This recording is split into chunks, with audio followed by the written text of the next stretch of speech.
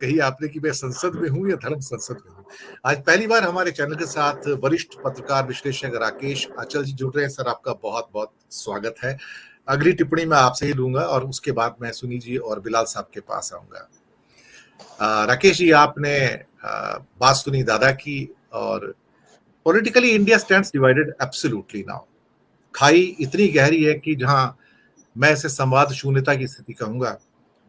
शायद सत्ता पक्ष की ओर से एक मैसेज है, I don't need you, to hell with you, in crude words. इस पार्लियामेंट में आप हो तो भी कोई फर्क नहीं पड़ता, नहीं हो तो भी कोई फर्क नहीं पड़ता। एक ऐसी मनोस्थिति में आ गए हैं जहां लोकतंत्र तो ऑलरेडी राजतंत्र में कन्वर्ट हो गया था जब नई संसद का उद्घाटन हुआ, या धर्म संसद में कन्वर्ट हो गया ये भी कहा जाए। लेकिन जो स्थितियां हैं, ये जो लोकतंत्र की जो खाई है, इसे पाटने का कोई प्रयास नहीं होता।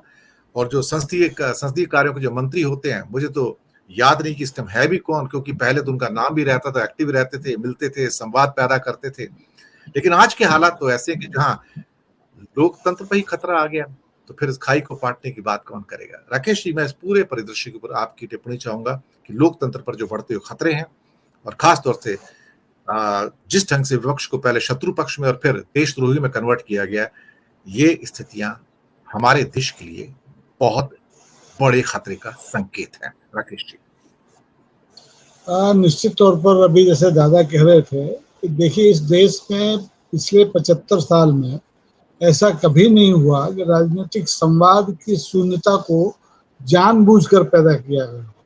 अगर कभी संवादहीनता आई है तो उसको दूर करने के प्रयास हर दल की ओर से किए गए। और माननीय प्रधानमंत्री हमारे नरेंद्र मोदी के पहले जितने भी प्रधानमंत्री रहे हैं, शुक्ला जी तो उसके गवाह हैं, ऐसा कोई प्रधानमंत्री नहीं रहा जिसका विपक्ष से व्यक्तिगत संवाद ना हो। अब यहाँ व्यक्तिगत संवाद तो बहुत दूर की बात हो गई है, यहाँ अदावत शुरू हो गई। राजनीति में जब अदावत के बीज आपने बो दिए हैं तो संवाद की कोई गुंजाइश आपने छोड़ी ही नहीं है। पिछले 9 साल में आप देख रहे हैं कि चाहे छोटा मुद्दा हो, चाहे बड़ा मुद्दा हो, चाहे चुनाव का सुधार का मुद्दा हो, चाहे संवैधानिक संस्थाओं की प्रतिष्ठा का मुद्दा हो, संसद की बात तो, नए भवन की बात तो अलग है, आप कहीं किसी से बात करना ही नहीं चाहते। और ये संवाद शून्यता सिर्फ विपक्षी दलों के साथ ही नहीं है। मेरी जानकारियां तो ये हैं कि अब सत्तारूढ़ दल के अंदर भी संवाद शून्यता बढ़ रही है, और ऐसी कसमसाहट पैदा हो रही है जिससे कि जो आंतरिक लोकतंत्र की बात हम अक्सर करते हैं राजनीतिक दलों में, वो भी खतरे में पड़ गई है। सार्वजनिक लोकतंत्र में तो खतरे हैं ही, चारों तरफ से मंडरा रहे हैं।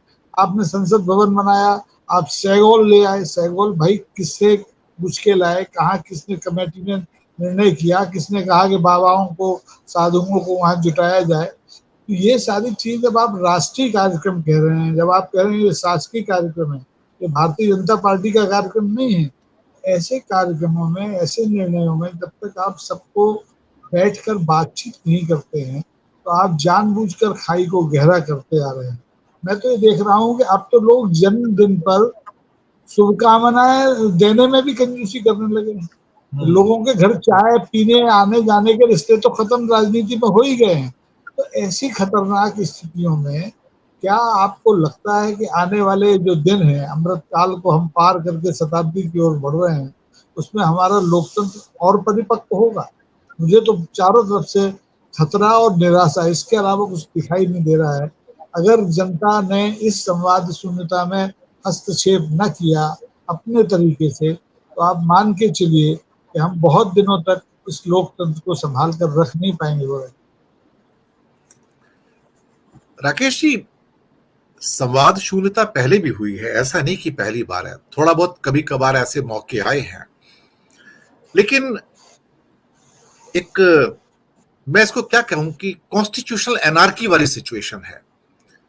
एनार्की मैं इसलिए कह रहा हूं, शब्द जानबूझ के यूज कर रहा हूं, कि लोकतंत्र में संवाद को अगर आप दरकिनार कर देते हैं तो फिर वो लोकतंत्र नहीं है, फिर तो वो एक तरह से वही तंत्र है जो चीन में है या रूस में है।